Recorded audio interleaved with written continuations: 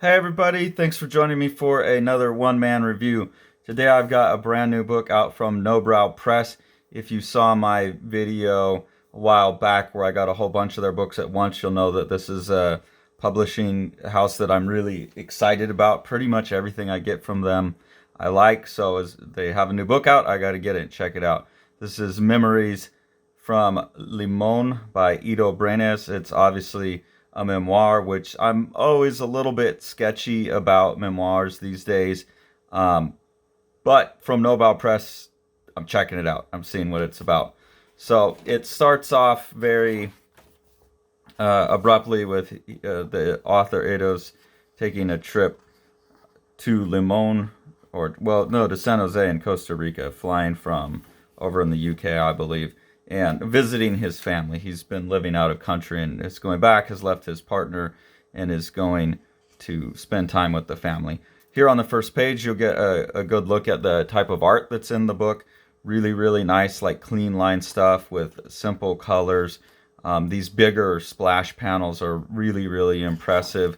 When you go to like the panel by panel stuff, it simplifies a little bit, and it's all pretty steady camera angle. There's nothing bombastic about it, but it has that really simple rhythmic musical nature that I quite like in books anyway, so it doesn't really matter. But the story revolves around when he goes to visit his mother. He's given this gigantic collection of photographs from the family history and gets really interested in these, and tries to, basically the whole book is interviewing the family to reconstruct the family history and then mapping those conversations on top of the photographs, trying to curate and organize the photographs in a way that syncs up and cross-informs the dialogue that he's getting from the interviews. So it's happening in three parts. There's three sections to this book. There's the like now, which is doing the interviews. Then there's kind of the history that's being told in the interviews, and that's oftentimes dialogue going with the pictures. And then there are sequences like this where he's speculating and filling in on the story of, I believe it's his grandfather and his grandfather's brother. And throughout the course of the book, some kind of like family secret comes out, which I don't want to get into that. I don't want to give it away. It strikes me overall, the tone of it is like if you take the structure of Mouse, where Spiegelman is interviewing his father, and you mix that with Gilbert Hernandez's Palomar, like all these stories of a small South American town with these quirky characters, and put those together, except it's like real life. So my biggest criticism of the book is that it kind of loses the power of both of those books by combining it. Like with the memoir, there's nothing in here that's so dramatic as like your father went through a concentration camp. Like that really justifies a memoir, I think. Like, man, that's something to really be told. So it doesn't have that. It just has moments like this that are like these quietly observed human moments. He's interviewing family and they're telling him all this stuff.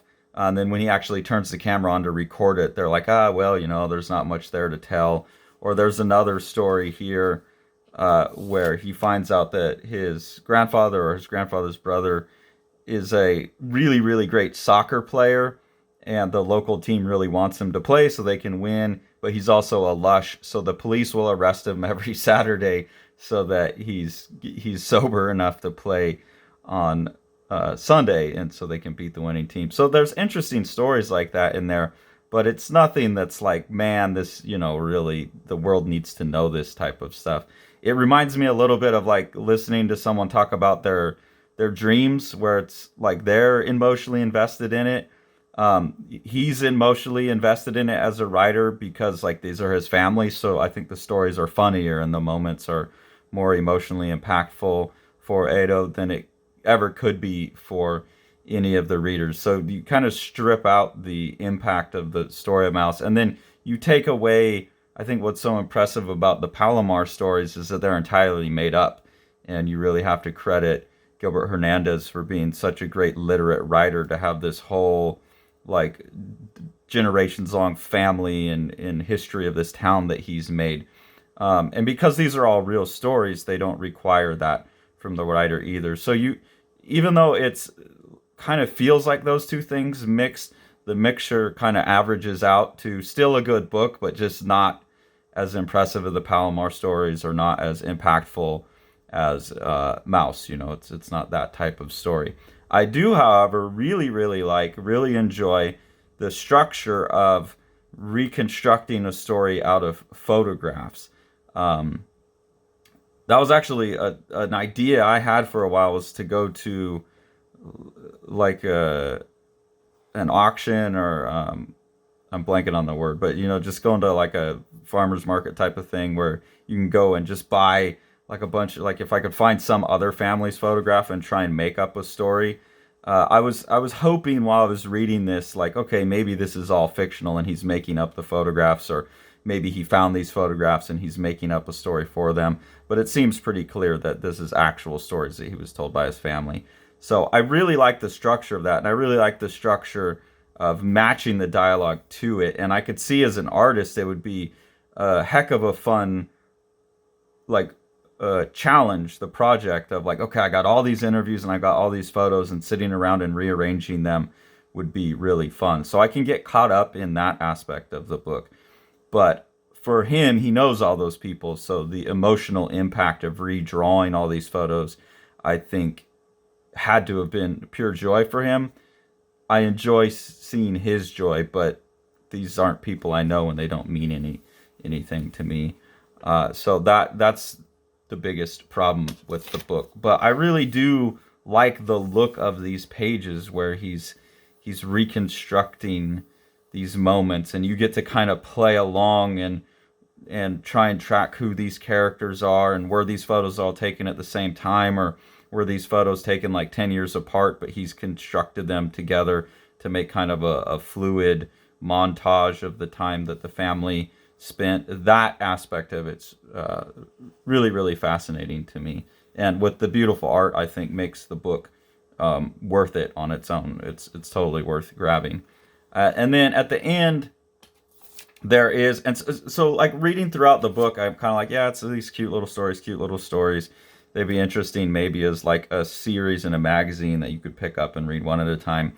At the end, there is a big family secret that's revealed that kind of ties everything that's been going on together and makes it like a cohesive narrative with like more emotional oomph to it. So that was good and necessary. But it also felt a little bit creepy because like he's been in the book talking about, yeah, I got all these cool stories, but I don't know if I can put them together. And then he goes and talks to his grandfather's brother who's gone senile, and he has a moment of clarity and tells this family secret.